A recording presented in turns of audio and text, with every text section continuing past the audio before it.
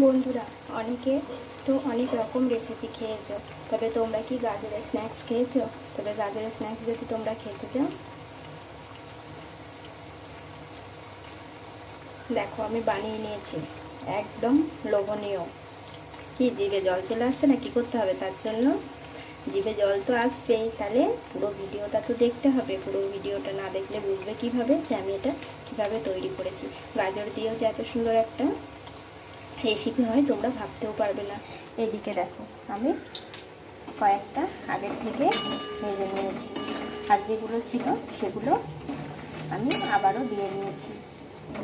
আর এই মেঘলা মেঘলা ওয়েদারে এরকম যদি গরম গরম গাজরের একটা কোনো রেসিপি থাকে তাহলে তো আর কোনো কথাই হবে না। তোমরা পুরো ভিডিও দেখতে থাকো আর এরকম করে চটজলদি একটা রেসিপি তোমরা বানিয়ে নাও। তো বন্ধুরা, তোমরা সব কেমন আছো? আশা করছি ভালো আছো এবং সুস্থ আছো, আর সব ভালোই থেকো। তো দেখো, তোমাদের সামনে আমি নতুন একটা রেসিপি নিয়ে এসেছি। এটা হচ্ছে গাজর দিয়ে আজকে তোমাদেরকে নতুন ধরনের একটা রেসিপি করে দেখাবো। দেখো, গাজরগুলোকে আমি খুব পাতলা পাতলা করে কেটে নিয়েছি। ভীষণ সহজ এবং মজাদার, খেতেও কিন্তু ভীষণ ভালো লাগে। দেখো, ভীষণই কিন্তু পাতলা পাতলা করে কেটেছি। তোমরা যতটা পারবে পাতলা পাতলা করে কেটে নেবে। দেখো, তো গাজর দিয়ে আজকে আমি তোমাদেরকে একটা রেসিপি করে তো দেখিয়ে নিচ্ছি। এটা যদি ভালো লাগে তোমরা বাড়িতে বানাবে, খেতে কিন্তু খুব খুব ভালো লাগে, আর ছোট থেকে বড় সকলের কিন্তু খুব পছন্দেরও হবে রেসিপিটি। তবে তোমরা পুরো ভিডিওটা দেখতে থাকো। আমি গাজরের মধ্যে দেখো অল্প একটু লবণ দিয়ে নেব। গাজরের মধ্যে লবণ দিয়ে নিয়েছি, এখন এটাকে আমি সাইডে রেখে দেব। এইদিকে আমি একটা বাটিতে কিছুটা বেসন নিয়েছি আর কিছুটা পরিমাণ চালের গুঁড়ো নিয়েছি। চালের গুঁড়োটা একটু কম আর বেসনটা একটু বেশি, সেই অনুযায়ী কিন্তু তোমরা নিয়ে নেবে, একটু কম বেশি করে নেবে। বেসনটা একটু বেশি, চাল গুঁড়োটা একটু কম। এর মধ্যে এখন একে একে আমি কয়েকটা উপকরণ দিয়ে নেব হচ্ছে লবণ প্রথমে, আর দিয়ে নেব হলুদ গুঁড়ো, কালো জিরে, কিছুটা পরিমাণ পোস্ত, দিয়ে নেব লঙ্কা গুঁড়ো, দিয়ে নেব গোলমরিচের গুঁড়ো। সব উপকরণগুলো একসঙ্গে আমি ভালোভাবে মিশিয়ে নেব।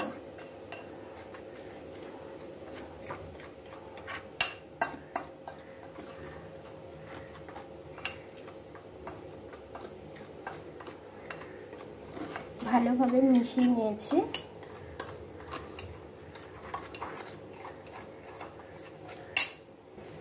অল্প করে জল দিয়ে একটা ঘনত্বের ব্যাটার তৈরি করে নেব।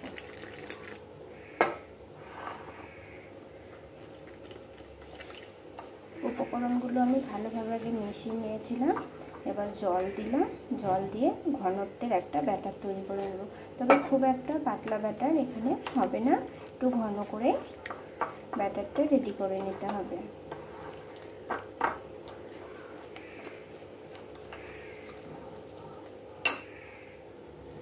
বেসনটা আমি এদিকে রেডি করে নিয়েছি। দেখো, এরকম হয়েছে, এরকম ঘনত্বে আমি রেখেছি, বুঝতেই পারছো। একটু ঘন করে এটা রাখতে হবে।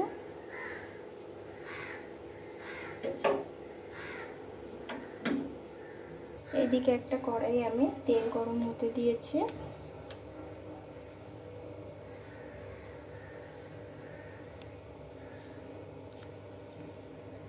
ওইদিকে তেলটা ভালো মতো গরম হয়ে গেছে। দেখো, এবার এখান থেকে আমি একটা করে গাজর নেব। দুটো চলে এসেছে। তো দেখো, এই যে গাজর নিলাম, এবার বেসনটার মধ্যে দিয়ে নিলাম। এবার এটা আমি তেলে এখন ভেজে নেব। তো বেসন আমি গাজরটাতে যে লবণ দিয়েছিলাম সেটা একটু মেখে নিয়েছি। এই গাজরটা নিলাম, তেলের উপরে দিয়ে নেব। এইভাবে আবার একটা নিয়ে দিয়ে নিলাম, একে একে এইভাবে আমি দিয়ে নেব।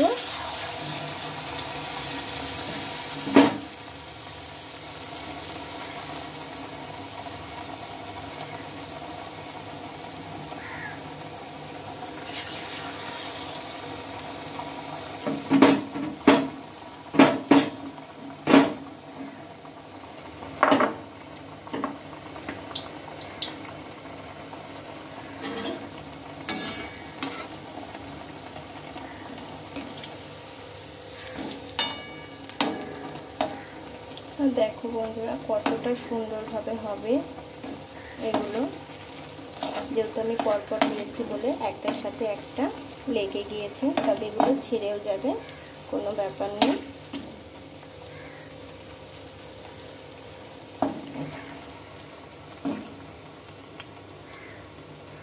খেতে খুব ভালো লাগে, মেঘলা মেঘলা ওয়েদারে কিছু খেতে ইচ্ছে করছে, এইভাবে একটা তেলে ভাজা তোমরা বানিয়ে নিতেই পারো, আর বাচ্চাদেরকেও দিতে পারো, ওরা তো সবজি খেতে চায় না। গাজরের কথা বললে অনেক বাচ্চা গাজর পছন্দ করে, আবার অনেকে খায় না, কিন্তু এইভাবে তৈরি করে দিলে ওরা খেয়ে নেবে, বড়দেরও কিন্তু খাওয়া হবে। আর তোমরা এইভাবে গাজরের রেসিপি তোমরা করেছো নাকি সেটা আমাকে কমেন্টে অবশ্যই করে জানাবে। এখন এগুলোকে আমি উল্টে পাল্টে একটু ভেজে নেব। একটার গায়ে একটা কিন্তু এখন আর দেখো জুড়ে নেই, এগুলো একটা একটা করে একটার থেকে একটা আলাদা হয়ে গিয়েছে। আর এগুলো দেখো ভাজাও হয়ে এসেছে। এবার এগুলোকে আমি তুলে নেব, একটু লাল লাল করে ভেজে নিলেই হবে। দেখো কালারটাও খুব সুন্দর চলে এসেছে। এবার এগুলোকে আমি এখন তুলে নেব, আর বাকি যেগুলো আছে সেগুলোও ঠিক একইভাবে ভেজে নেব। একইভাবে আবার আমি দিয়ে নিলাম, দেখো একটা দিয়ে নিয়েছি, তারপরে আবার একটা দিয়ে নিলাম। এইভাবে একসঙ্গে কিন্তু কয়েকটা দেওয়া যাবে।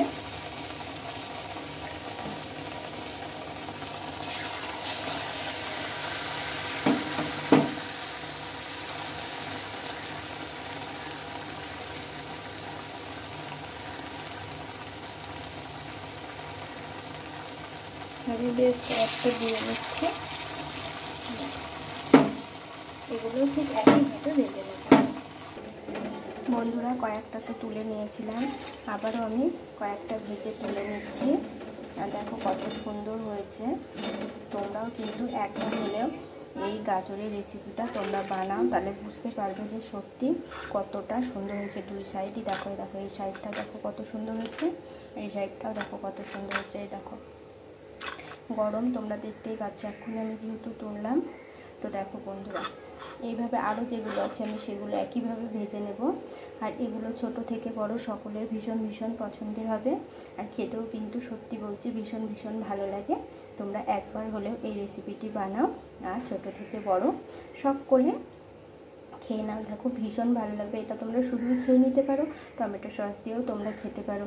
আর এই বৃষ্টি মেঘলার দিনে তো কোনো কথাই হবে না, একটা তেলে ভাজা যদি হাতের কাছে থাকে তো কি এমন, বেগুন নেই তো কী হয়েছে, এটা দিয়ে একটা স্ন্যাক্স বানিয়ে নাও, দেখো সত্যি ভীষণ ভীষণ ভালো লাগে। তো ভিডিও যদি ভালো লাগে তাহলে লাইক কমেন্ট করো, বন্ধুদের সঙ্গে শেয়ার করো, কমেন্টে জানিও আজকের রেসিপি তোমাদের কেমন লেগেছে। তো আজকের মতো টাটা বন্ধুরা, ভালো থেকো, সুস্থ থেকো, আবার আসবো পরের ভিডিও নিয়ে। টাটা বন্ধুরা।